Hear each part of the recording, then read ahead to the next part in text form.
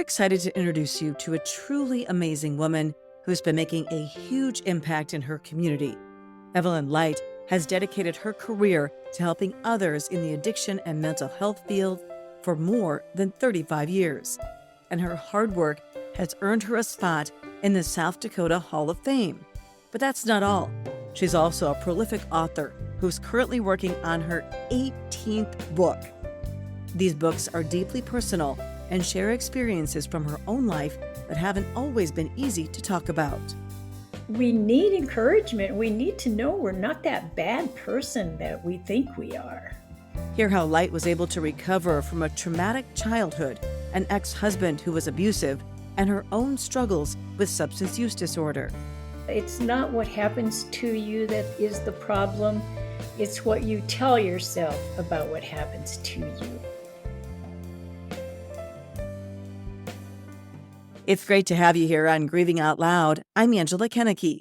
I started this podcast and my charity, Emily's Hope, after losing my 21-year-old daughter, Emily, to fentanyl poisoning.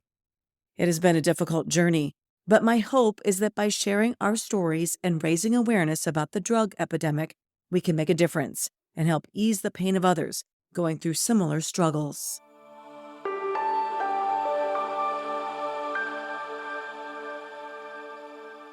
Evelyn, welcome to Grieving Out Loud. I am so grateful to talk to you, a co-South Dakota Hall of Famer. That's kind of fun. Thanks, Angela. And you have so much life experience to share. You're a prolific author. How many books have you written? 17. I thought that was the number. I didn't want to get it wrong. And mostly about your life journey and your effort to help others. So let's just dig right into it. You were born into a pretty traumatic experience. I was born in 1938, and I grew up on a farm. And on this farm, we had no electricity, no running water, none of the things that we have today. But we did have a big family, and we had our good times. My father was an alcoholic, so there was a lot of confusion in my life because when there's an addiction, there's this Dr. Jekyll and Mr. Hyde effect that goes on, which leaves kids very confused. It's like, wow, what's true today isn't true tomorrow.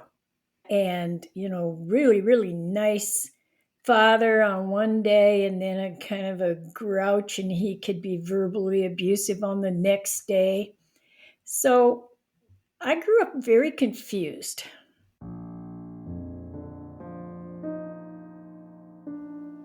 That confusion also carried into Leite's first marriage. Her husband not only struggled with alcohol addiction, but also became abusive.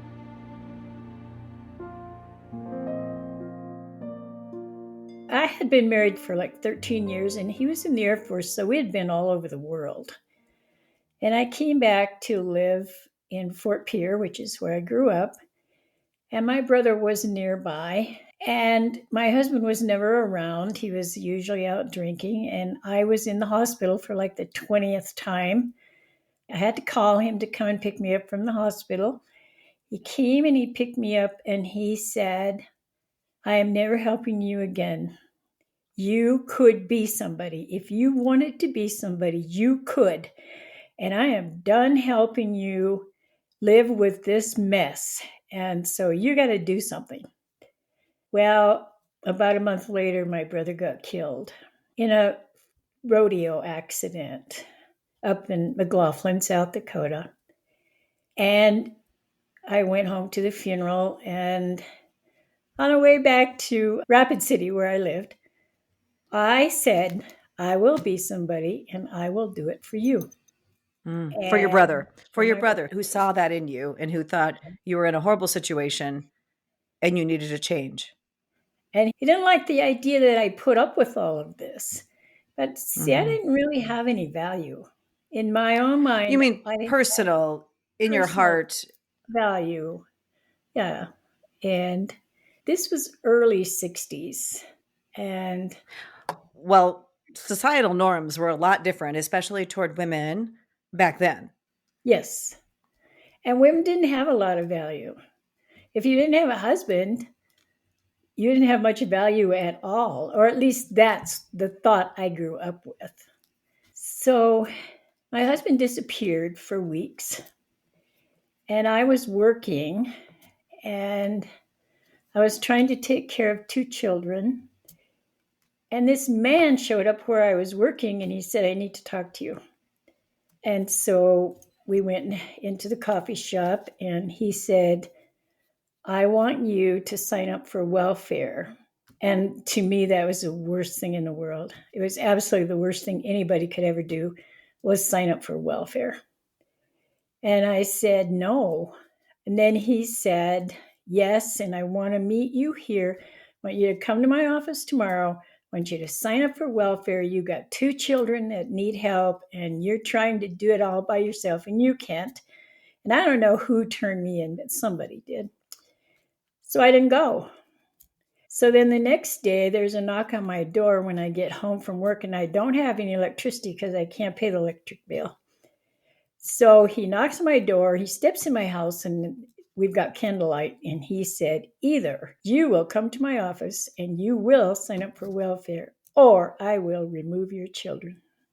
And so the next day I showed up, but I thought it was the absolute worst thing. The shame was so enormous.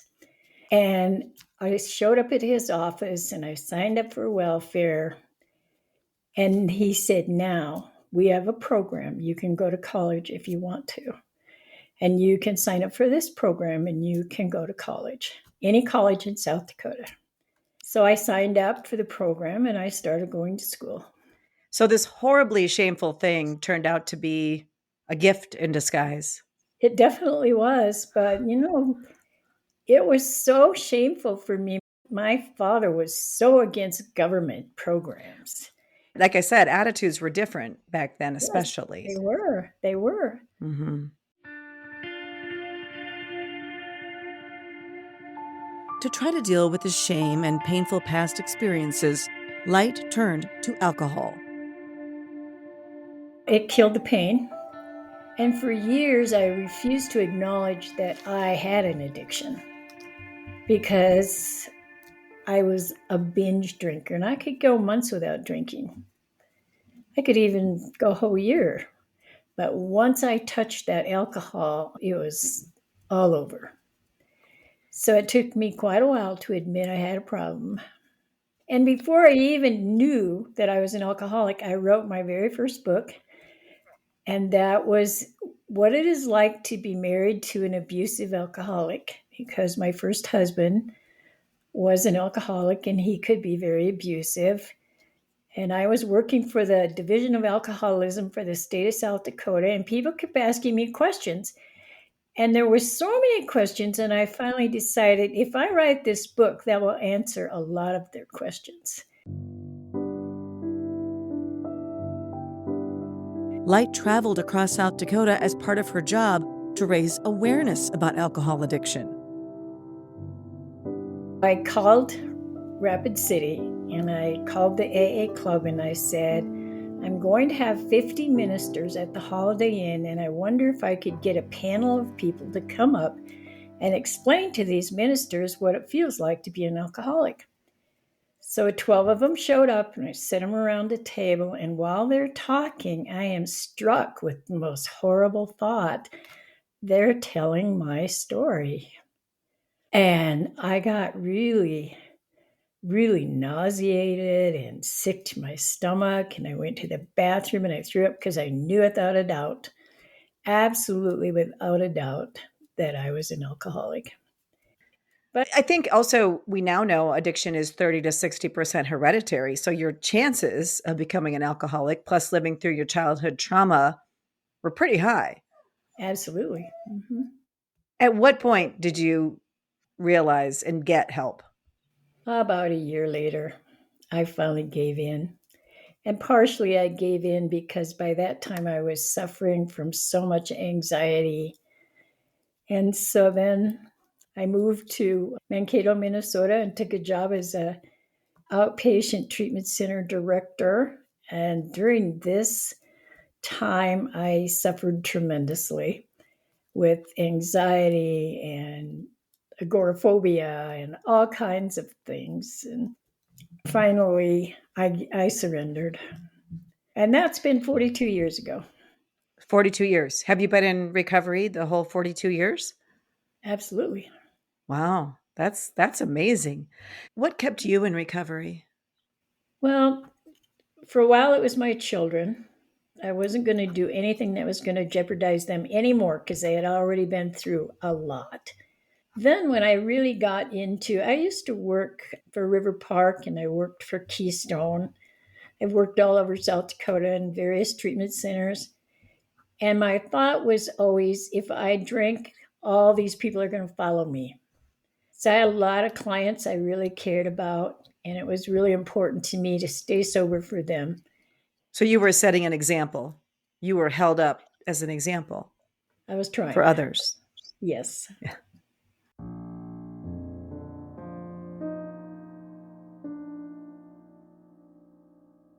Light has not only led by example, but she's also searched for new ways to help her clients. She was among the pioneers of eye movement desensitization and reprocessing therapy, also known as EMDR. It involves guiding patients through specific eye movements while processing traumatic memories. While EMDR is relatively new compared to other therapies, clinical trials show it's effective in treating mental health conditions linked to past trauma.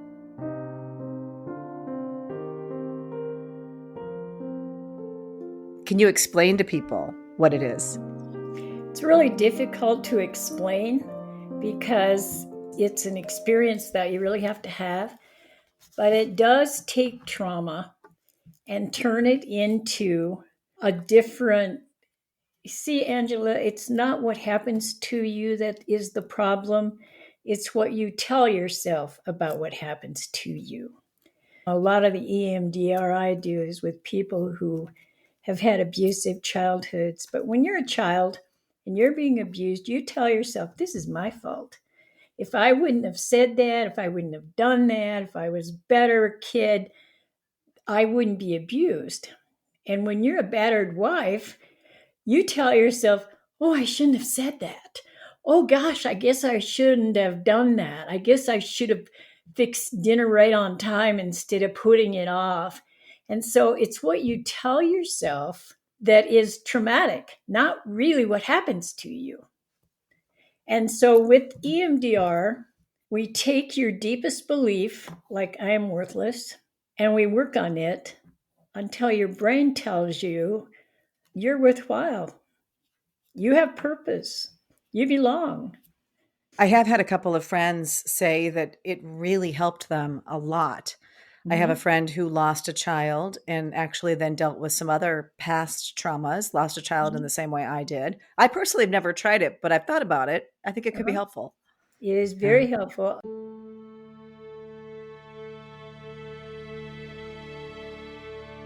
The first clinical trial for EMDR happened in 1989. Just 6 years later, following the Oklahoma City bombing, Light received training for the therapy. Well, I had friends in Oklahoma City, and they told me that the EMDR Association was going to come in there and they were going to train all the counselors free on how to do EMDR. So I asked if I could be a part of this training because my practice, I did have a practice in Sioux Falls, but I just felt like there was something missing. I wasn't giving people what they really needed.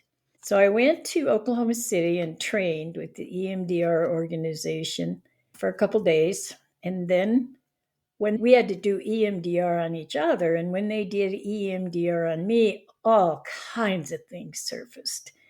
So much stuff surfaced that one of the counselors there who was training had to work with me for a couple hours to get me back on my feet because I had so many things surface from my childhood.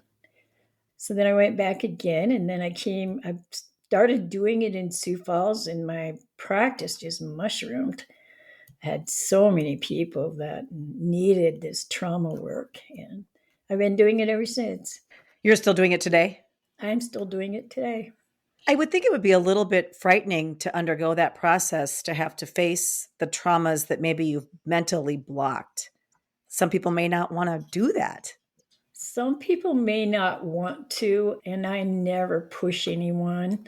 Some people take a lot longer than other people. Some people are just so ready to go there. Other people take more time.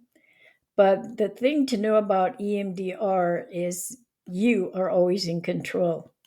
And that's made very clear up front. You are always in control. You don't have to do anything you don't want to do. And I've just seen incredible miracles with this therapy. Like, what do you mean by miracles? I've seen women who have come to me and they've been battered and they're so down and out and they believe everything is their fault. And after 2 or 3 sessions, they're different human beings. They're just totally different people. Can it help with grief? Yes, it can. I've done quite a bit of grief work with the EMDR. So, what do you think are the, I know we talked about EMDR, but what do you think are the best tools or advice you can offer someone when it comes to addiction, abuse, generational trauma, loss? All of these things kind of pile one on the other. They have in your life, they have in my life. What is your best advice? You've written so many books, you have so much knowledge, and have worked with so many people. Learn all that you can and don't be afraid to go there. One of the reasons we drink is because we don't want to feel, or we take drugs because we don't want to feel. And a lot of people, the worse you think you are, the less you want to find out how bad you really are. I was so fortunate. I had a counselor years ago when I was married to my battering husband. I had a counselor who was so supportive and she kept encouraging me. And even after I left him, I stayed with her and she was so encouraging. She didn't know anything about EMDR because they hadn't invented it then. But we need encouragement. We need to know we're not that bad person that we think we are.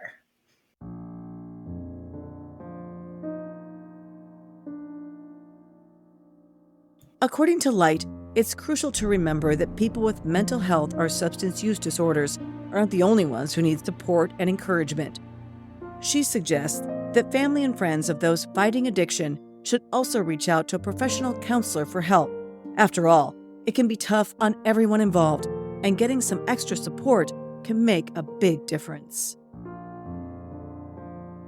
You have to get help for yourself because you're not any good to anyone unless you know what you're doing. And understanding that this is a disease and not a moral issue, I used to get so angry at my husband because I took his behavior so personally. He'd stay out till 3 or 4 in the morning. Well, to me, that was about me. And I was so mad all the time, so angry. When I found Al Anon, I realized his behavior is not about me. My behavior is about me. And then I started to get better in terms of blaming. And I blamed his friends and I blamed his mother and I blamed everybody. We talked about generational trauma, and certainly you experienced that from your parents. And what about your own children? When they were young, they were in this very disruptive home, and you were drinking, and that had to affect them. How were they doing? It did affect them. I have 3 sons and they all live close by. Mhm. We talk pretty openly. See, in my family, nobody talked about anything. It was don't talk, don't think, don't feel. So we talk and we talk about what we're feeling and what we're thinking. And we talk about codependency. They've had issues. They've definitely had issues that they wouldn't have had if it wouldn't have been for the life they grew up in. But they're doing well. I'm glad to hear that. Very glad to hear that. Because And I I think, don't get mad at them when they screw up. I don't take it personally. It's not like it's my fault anymore. right. Well, I think that a lot of parents who have a child who struggles with addiction or who's died from fentanyl Mhm. poisoning do Yes. blame themselves. Yes. Yes. And that's where EMDR really helps. It's blaming yourself for things that you had no control over. We don't have control over what our kids do. I mean, from the time they're 12 years old, we're pretty much just hanging in there and hoping they learn. But but we don't have any control. And when we blame ourselves, it is saying, it's my fault. I could have done this. I could have done that. I could have done something else. But you couldn't really. You don't really have that power. I think that's what most parents do. I mean, I talk to a lot of parents on this podcast, and it seems just to be a common thread among all parents who are in this type of situation. I understand that. The best way to overcome those thoughts, other than if you can go to EMDR, great, if you want to, are there other things that you can do, practical things? You can go to Al Anon. You can go to Codependency Anonymous. You can just join a group of women or men or, a church group. Not all church groups accept that kind of thing. So you got to be a bit selective, but there are groups who will accept the things that are going on in your life without being judgmental. So, the unfortunate thing is when I was searching for counselors, I found some really bad ones. Yeah, me too.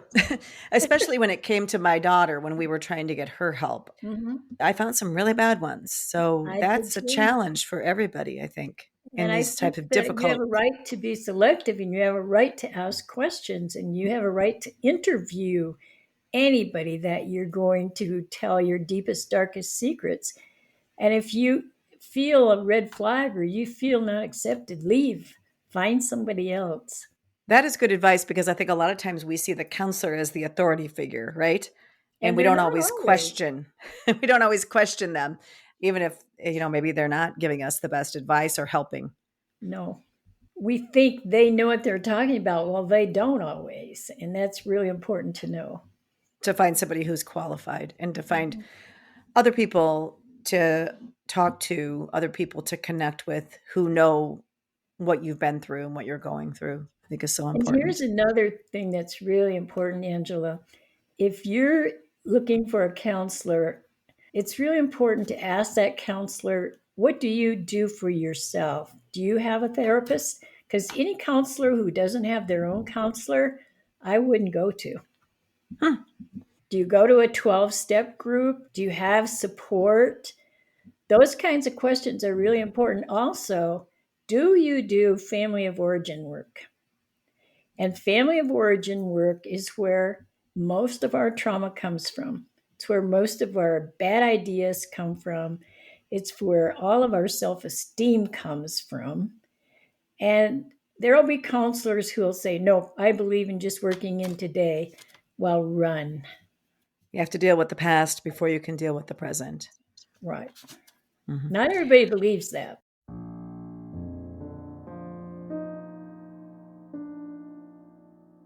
Speaking of the present, Leite is currently working on her 18th book. Just finished it.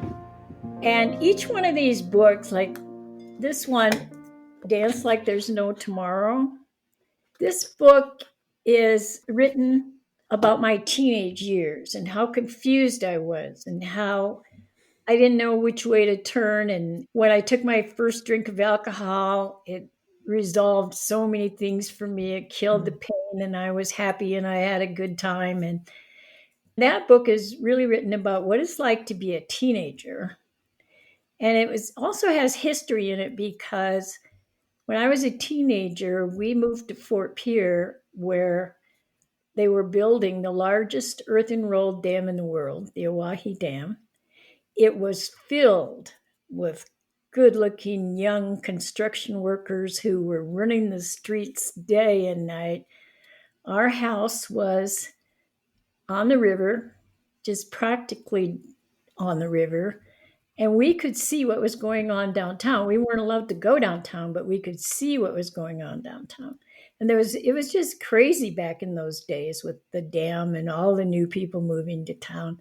So that's what that book is about. The other book, which is Just Fine, Thank You, is I was taught no matter what is going on in your life, if somebody says, how are you? You say, I'm just fine, thank you. Well, That's a cultural norm. I mean, people say, how are you? Fine. That's what people do. And I don't know if people really want to know how we are. I don't. I think only your best friends really want to know how you are. Right, right. And then this book is written for families who have an addict and they don't know how to act. They are not addicted themselves, but they have a member of their family who is. And particularly, this family member goes to treatment and they get out, and everybody's so uncomfortable. I don't know what to say. I don't know how to act. And so that's what that book is written for. So you've got book 18 at the publisher coming out soon. Are there more books in you, do you think? I don't know. It depends on if God gives me enough time to write anymore. Make it an even 20. How about that, Evelyn? I got a couple on my computer. I've not finished them yet. I had a feeling you had more in the works. All right. Well, thank you so much. It's been a pleasure to connect with you. I think really we admire you, Angela. Oh, that's awfully kind of you. Such an awesome person. That's so kind of you to say. I think our paths kind of crossed, or we just couldn't quite connect, and I'm glad we finally had the chance. Thank you. Thank you.